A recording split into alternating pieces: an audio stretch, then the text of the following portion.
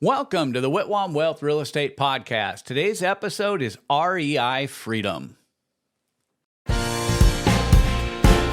Welcome to the Whitwam Wealth Real Estate Podcast with Scott Whitwam, your blueprint to financial abundance. Settle in as we explore the mindset and methods for wealth building through real estate. Welcome back. I'm Scott Whitwam, and today we'll be talking about real estate investing freedom. I think this is very important. It's one of the driving reasons why I think anybody should want to get involved with investing in real estate. I mean, I know everybody has different objectives. I've known people who, they have other businesses and they're getting into real estate investing in order to start generating passive income. And I guess that leads me kind of into my first point, which would be real estate investing can take you from your 9 to 5 and take it into a place where you get to make the decisions about how your days are going to work. How many times do I hear people complain about, Monday morning, I got to get up, 4 in the morning or 6 in the morning or whatever it is and be to work by 7 or 5 or whatever. And then I've got to put in 8 hours and I only get a half hour lunch. And a lot of it is just people trying to blow off steam. But the reality is most people, when you talk to them about having to work a 9 to 5 job, would rather be able to set their own schedule, work when they want, don't work when they don't. And I would say that as a real estate investor, one of the things that we can do when we build our businesses is we can turn it from being this 9 to 5 operation into being an operation that gives us freedom of schedule. Does that mean that you don't have to work between 9 and 5? No, you need to still be able to engage, but you get to set the when and the where based upon, how aggressive you want to be, how big you want to build your real estate business. There's a lot of people that are just trying to, have a real estate business. They really want to go from being, employed working for somebody else just to being self-employed. They don't want to have to be in the office Monday morning at 9 a.m. One of my real estate coaches is very interesting that he was talking one time and he mentioned that a lot of the stuff that he created happened after midnight, between midnight and 3 a.m. That was when he got productive and worked really well. And I just ran into somebody the other day that was kind of the same way. They really got most productive in their business about midnight, and they would work till midnight till 4 a.m. And they would, then they would crash and sleep, get up, do most of their day, and then take a short bit and then get up at midnight and be productive between midnight and 4 a.m.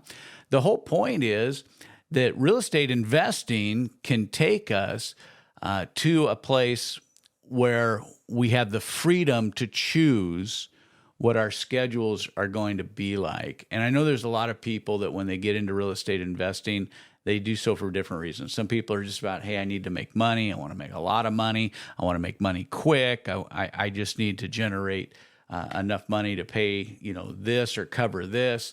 Some of us want to build long-term wealth, and we're trying to build, the passive portfolios with the multifamily and single family, doing rentals in both marketplaces. Some in the commercial endeavors, and then there's those of us that are wholesaling and those of us who are flipping, and we're doing all these things. But the greatest thing I would say is that, I don't have to go anywhere from 9 to 5.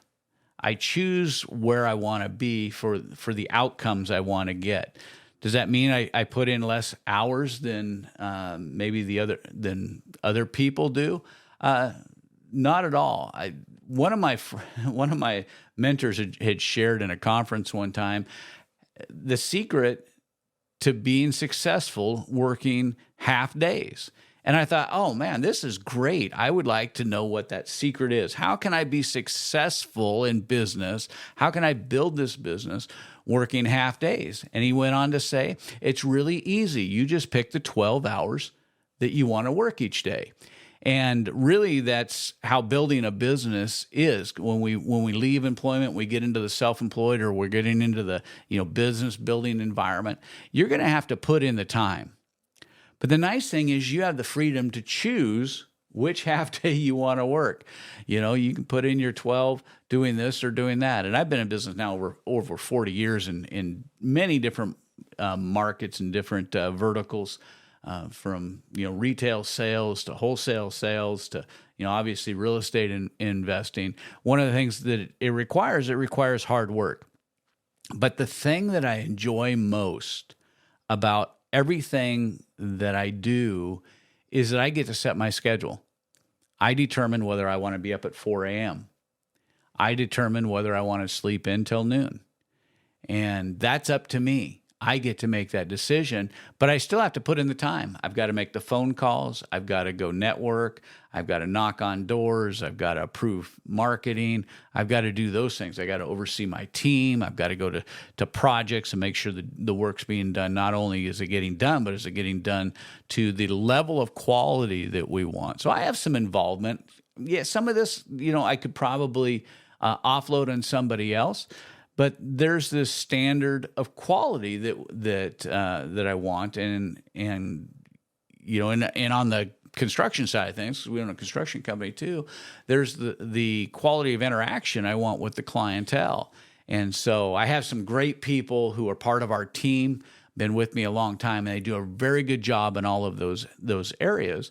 But at the end of the day, my name is on things, so I choose what time I want to allot for those interactions in order to develop and continue to develop the business. But it's my choice. I get to choose. I have the freedom to choose which of those I want to do to be successful. And I get to choose whether I want to work 18 hours a day or whether I want to work 4 hours a day. That's up to me based on the outcomes that I want. I also, as a real estate investor, I get the freedom to choose what I want to invest in. I'm not locked into a specific, I would say, investment. I've had people tell me that they only invest in this one vertical. Well, that's good. They made their choice. They made their business. They're driving for that. Me, I've become much more flexible over the years. I realize that I can walk and chew gum at the same time. I can do a couple different things at once. And when we run across, you know, maybe a multifamily that is ripe for flipping, we flip it. When we run into a single family residence or whatever that's perfect for, you know, turning into a rental, making a long-term rental out of it, then that's what we do. And I stay flexible. Some stuff we wholesale. Our pipeline gets full at times, and I've got a certain amount of teams, and I'm looking at the future. Do I hire more people that I may have to let go, or do I just say, okay, hey, we have reached our max on this thing, and we can make the same or close to the same amount of money wholesaling a property, so we wholesale it. I used to wholesale a lot more stuff than what we do now, but now we just wholesale the things that we're not going to personally do. Maybe we pick up a wholesale property in an area of the country that we don't want to be in. We don't want to work in. The numbers just don't work right for us. We'll wholesale that property. So I have the freedom to choose what I want to invest in. I can invest in residential. I can invest in commercial. That's the nice thing about this industry. The real estate investing freedom comes from the right to choose what you want to be involved in and how you want to work it. And also, I have the freedom to determine my future. Am I looking at building residual income out of my properties so that my properties are my real estate investing income comes from passive income? Or do I want active income where I want to work and turn properties and generate a certain return generating properties? And so we work on all of those things, but I have the freedom to determine that. I'm not being forced into different situations. Now, I may look at the government's benefits in any specific area, which makes it better from a tax advantage standpoint, and utilize those in order to determine what I want to do. But I have that choice. I mean, I can do the short-term capital gains. I can flip things and then just keep writing checks to the government for short-term capital gains. I can put them into long-term, take advantage of the depreciation. I have the right and opportunity, and so do you. And then we have the freedom of what we get involved in, right? We have the freedom to determine whether we want to do joint ventures with other people. whether we want to do this all on our own, whether we want to hire a team, whether we want to put an entire business together around this that's self-sustaining and runs on its own, and then we manage the business itself and those that we hire. We have the freedom to get as involved or uninvolved as we want to do, and that's one of the things I really like about this. And that's, when we started Whitwam Wealth Academy, when we started the coaching company, it was my desire to get involved with other investors, to help other investors be able to work through all of these things. Because a lot of investors, I know investors who are doing a lot of properties and they're flipping a lot of properties, and still they're kind of got this thing. They're like, I know there's something better. I know there's something else. I know there's something different that I should be doing. But you get stuck in that rut of what you know. And as a real estate coach, one of the things that we do is we help people get unstuck. We help take people to the next level. We help people go from no business to volumes of business. We help people go from idea and concept into activity. And I enjoy that. I had the freedom to get involved with whom I want. And so that's why we interview. All of our coaching students have to go through an interview process. We don't work with everybody who asks to be one of our coaching students. One of the things that I have noticed with a lot of real estate coaches, just from talking to people that we've interviewed, there's a lot of people that sign up for coaching programs, but because the interaction wasn't good, the involvement wasn't good, the students weren't successful. Now, sometimes it's 100% on the student because they haven't taken advantage of it. I mean, I was doing a conference out in California, and we had a booth there, and I had somebody come up and talk to me about a coaching program. I knew the coach, I knew the program. They'd invested almost $20,000 in this program, and they were not being successful. But one of the things that they didn't find out is how involved that coach was going to be in their individual business. I know, though, that if this person had worked the program, they would have been very successful. They made a lot of money at it. I know the coach. I know people have been through the coaching program, their coaching program. But that coach has decided how involved they want to get. We've decided how involved we want to get. And because of that, we only work with certain people. But you get that choice as a real estate investor, how involved you want to get. And at what point do you want to start sharing that experience? And I guess my last point is, as a real estate investor, we have freedom of thought. This podcast is about the freedom of thought. It's the Whitwam Wealth Real Estate Podcast. I come on here every week and I talk about different topics. I interview people. I get guests on the program, and they get to share what they think about something. So I may have multiple people in the same businesses that help real estate investors who have different thoughts about the way things should be done or should come together. And that's the way it should be. We should be able to have that freedom of thought, be willing to promote what it is that we think, and then back it up with evidence. I can back up with 35 years of investing experience. Like when I wrote my book, No Money Down, How to Buy Real Estate Using Other People's Money.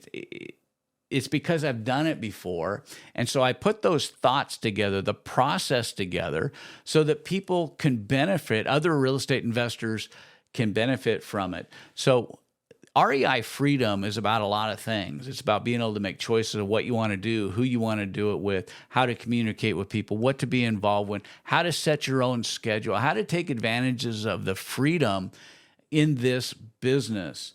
And I will tell you that one of the things about real estate investing I like much greater than being involved in retail is the fact that I have the opportunity to schedule a lot more personal type freedom, because I'm not locked into a building. I'm not locked into a situation. I have friends who own restaurants on the retail side in the restaurant business, and they're putting in 18 hours a day.